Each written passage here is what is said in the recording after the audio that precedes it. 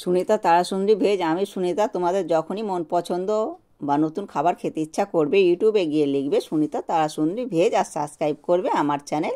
আমার সমস্ত রান্নার আপডেট পেতে বেল নোটিফিকেশানটা অন করে রাখবে।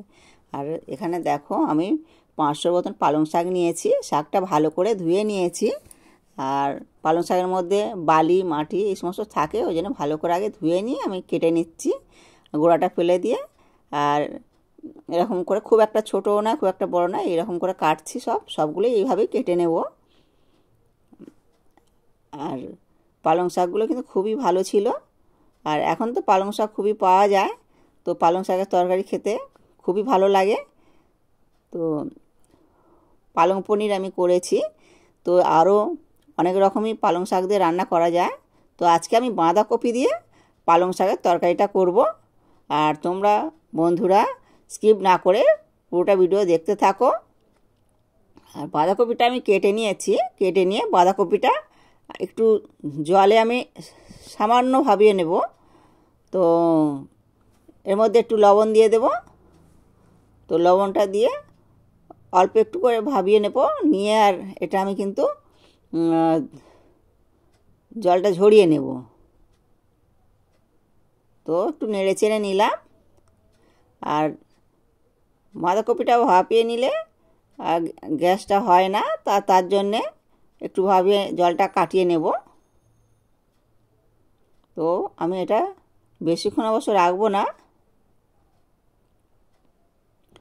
তো আমি প্রায় 30 সেকেন্ডের মতন রেখে দেব।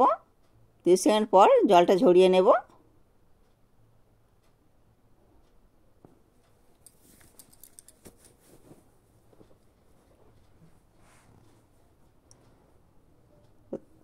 তিরিশ সেকেন্ড পর ফিরে আসবো।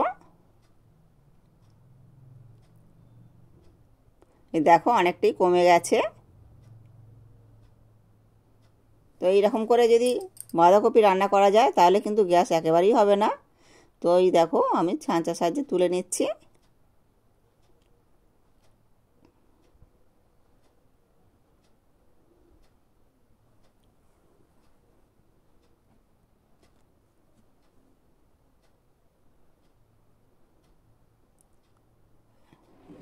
জলটা আমি ফেলে দিয়ে কড়াটা বসিয়ে দিয়েছি। কড়াটা কিন্তু গরম হয়ে গেছে। তেল দিয়ে দিলাম, একটা তেজপাতা, অল্প একটু কাঁচা জিরে আর কয়েকটা কাঁচা লঙ্কা দিলাম। এই তরকারিটা কিন্তু আমি শুধু কাঁচা লঙ্কা দিয়েই করবো, যেহেতু পালং শাকের তরকারি একটু কাঁচা লঙ্কা দিয়ে করলে এর উপকারিতাটা বেশি পাওয়া যায়।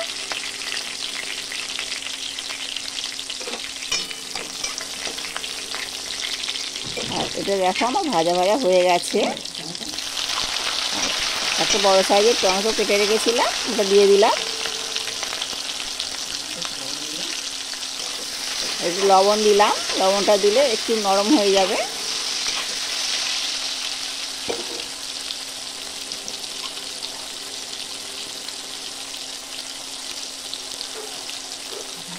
আমি ছোট ছোট করে আলু কেটে রেখেছি, ওই আলুটা এর মধ্যে দিয়ে দিলাম।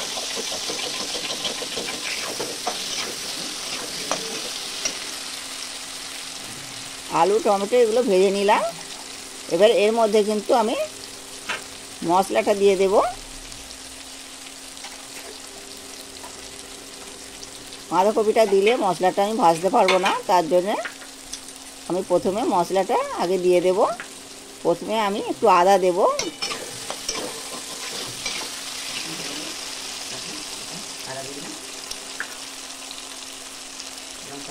হলুদ গুঁড়ো 1 চামচ দিলাম, জিরের গুঁড়ো দিলাম, ধনে জিরে আর এটা মৌরি, ধনে জিরে মৌরি 3 রকম দিয়ে দিলাম। দিয়ে এবারে একটু খুন্তির সাহায্যে নেড়ে চেড়ে নেব। আর লবণটা কিন্তু এখন দেব না। লবণটা এখন দিলে বাঁধাকপিটা দিয়ে আমি ভাজতে পারবো না, তার জন্য আমি লবণটা পরেই দেব। এবার বাঁধাকপিটা আমি দিয়ে দিলাম।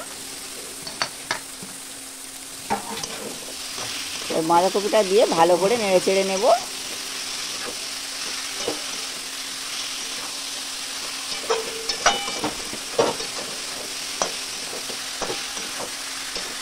এইভাবে প্রায় 2 মিনিটের মতন কষিয়ে নিতে হবে।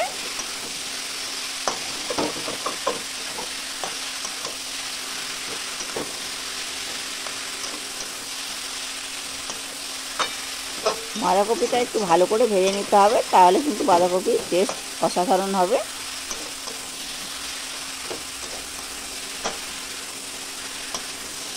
আর বাঁধাকপিটা আমার কিন্তু ভাজা হয়ে এসছে।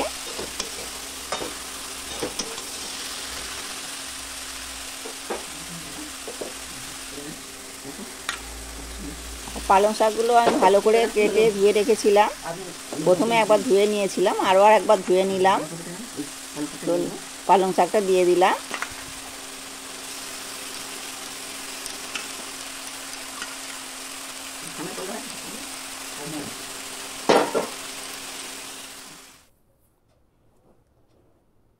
পালং শাকটা দিয়ে একটু ভালো করে নাড়িয়ে চাড়িয়ে নেব।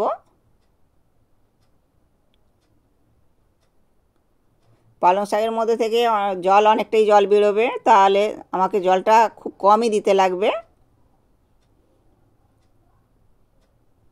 আর এই দেখো পালং শাকটা নাড়তে নাড়তে অনেকটাই কমে গেছে।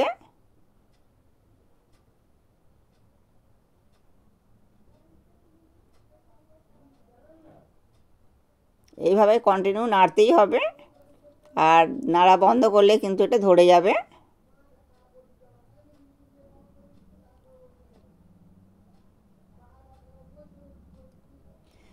এক চামচ লবণ দিয়ে দিলাম।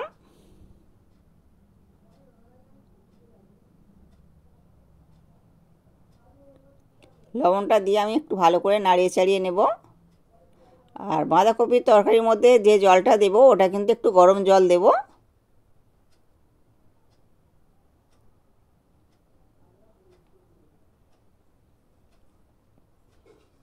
তো ওই বাটিটা এক বাটি আমি গরম জল দিয়ে দিলাম। আর একটু ভালো করে নাড়িয়ে চাড়িয়ে নিয়ে ঢাকা চাপা দেব।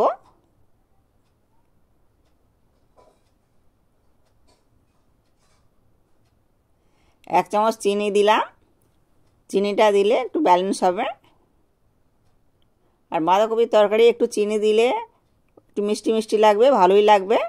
এটা ভাত, রুটি, লুচি, পরোটার সঙ্গে কিন্তু খেতে ভালোই লাগবে।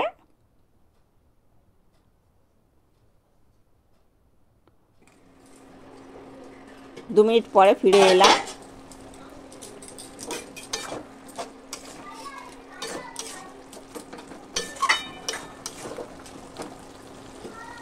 আর দেখো আমার আলুগুলো কিন্তু সিদ্ধ হয়ে গেছে, তরকারিটা আমার হয়ে গেছে।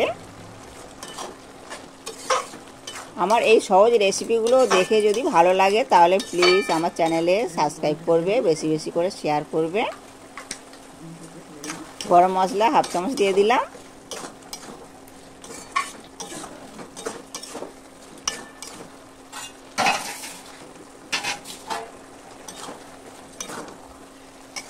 এবারে আমি উঠিয়ে নেব।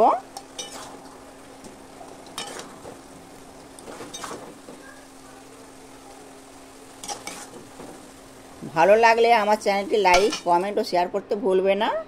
বন্ধুরা ভালো থাকবে। ভিডিওটি এখানেই শেষ করলাম।